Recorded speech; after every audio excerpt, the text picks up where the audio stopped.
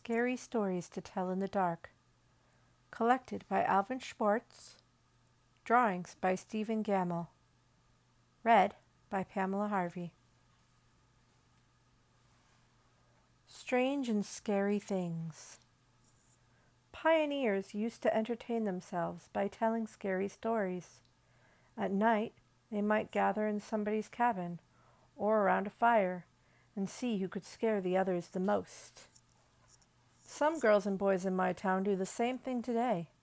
They get together at somebody's house and they turn out the lights and eat popcorn and scare one another half to death. Telling scary stories is something people have done for thousands of years, for most of us like being scared in that way. Since there isn't any danger, we think it is fun. There are a great many scary stories to tell. There are ghost stories, there are tales of witches and devils, boogeymen, zombies, and vampires. There are tales of monstrous creatures and of other dangers. There even are stories that make us laugh at all this scariness.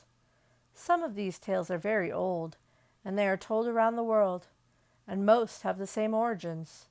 They are based on things that people saw or heard or experienced, or thought they did. Many years ago, a young prince became famous for a scary story he started to tell, but did not finish. His name was Mamillius, and he probably was 9 or 10 years old. William Shakespeare told about him in The Winter's Tale. It was on a dark winter's day that his mother, the queen, asked him for a story. "A sad tale's best for winter," he said. "I have one of spirits and goblins." "Do your best to frighten me with your sprites," she said. "You're powerful at it." "I shall tell it softly," he said. "Yond crickets shall not hear it."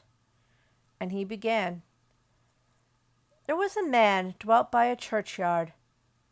But that was as far as he got, for at that moment the king came in and arrested the queen and took her away, and soon after that Mamillius died. No one knows how he would have finished his story.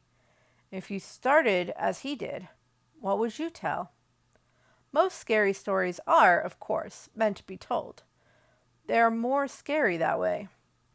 But how you tell them is important.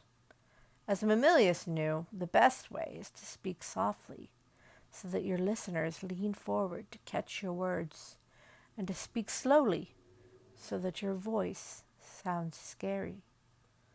And the best time to tell these stories is at night, in the dark and in the gloom. It is easy for someone listening to imagine all sorts of strange and scary things.